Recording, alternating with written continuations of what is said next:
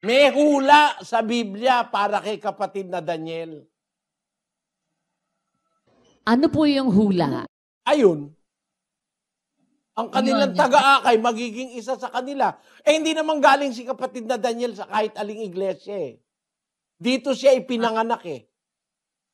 Amen. Opo. Ang kanilang puno magiging isa sa kanila. Ako naman, hindi rin naman ako galing kahit aninong iglesia . Dito rin ako pinanganak sa iglesyang ito . Ewan ko kung meron pa sa inyong may duda o baka ayaw nyo kay kapatid na Daniel, bahala kayo. No? May hula para sa kanya sa Biblia.